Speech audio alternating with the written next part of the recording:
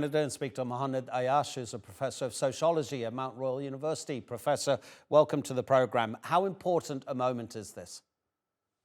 Thank you for having me. Look, obviously, it's always a welcome development when Palestinian children and women and men are not going to be bombed indiscriminately for a few days. It's obviously a welcome development when much needed aid is coming in, even though it is not nearly enough. But overall, these developments are not as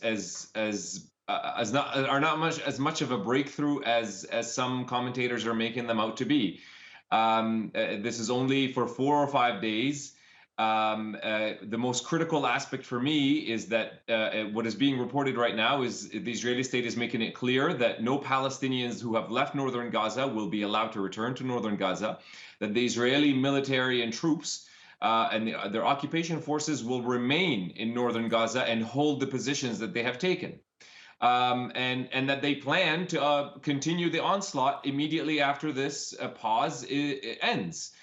So that tells me that this is just the Israeli state sees this as a moment to themselves regroup and to continue on with their mission as planned. To me, their policies speak louder than their words. Their actions speak louder than their words. They clearly are intent on colonizing the northern half of the Gaza Strip and expelling Palestinians. This is ethnic cleansing of Palestinians from the northern half of the Gaza Strip. Some of the ways, that has been bluntly and explicitly said by many ministers in the Israeli government, but even the official government line says, which sometimes tries to distance itself from some of the comments of the ministers, but it says that they're trying to create a quote unquote new security reality on the ground.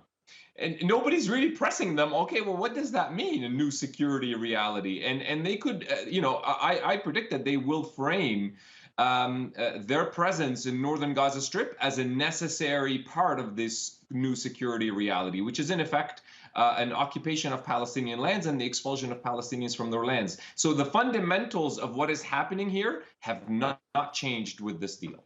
Yeah, when you're describing the new security reality that Israel is talking about, do you think that actually refers to what Israel said a few days ago, that we're now starting phase 3 of our operation? Phase 1 was the aerial and the artillery strikes. Phase 2, the ground operation that's happening right now, especially in northern Gaza. But could phase 3 be this new security reality that Israel is trying to impose on the enclave?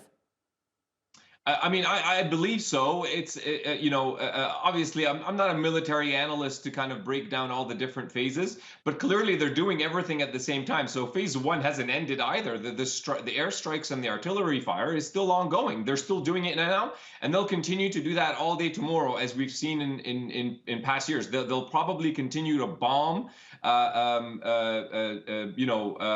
civilians in the Gaza Strip up until the last second of the pause.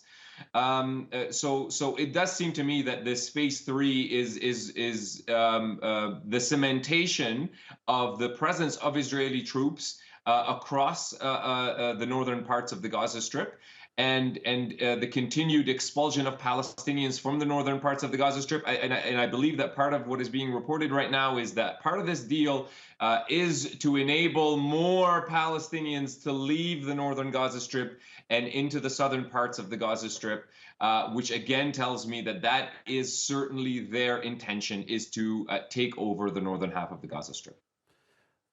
Muhannad, how much do you think the Israeli violence is due to the cabinet that the government that Benjamin Netanyahu has put together? How much is he having to concede in terms of the Israeli aggression to the most right-wing members of his government?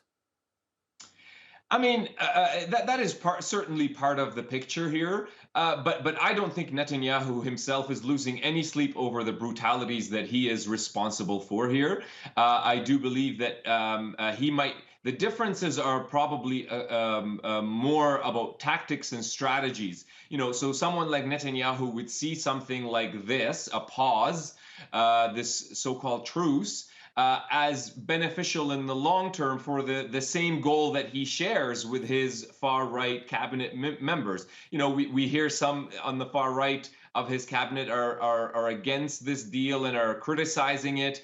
But from the reporting that I'm seeing, he basically convinced them by telling them, look, this is just a smarter way and a more efficient way of achieving what we all agree we should be achieving, which is to colonize as much of the Gaza Strip as possible and to basically make it uninhabitable for the Palestinian population. I mean, so again, this is what I mean about looking at what the actions that they're undertaking, that Netanyahu is in full charge of here. So I'm not going to give him off the hook here and say this is the far right pushing him. He is part of the far right.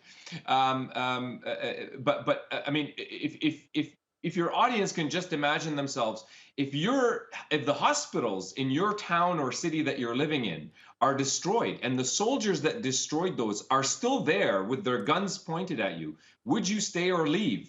I mean, this is the whole point of attacking hospitals and schools and residential areas and bakeries, is to tell the Palestinian people there's no hope for you to have a normal life here, so you have to go. So this is expulsion and ethnic cleansing, that we're watching on our screens today.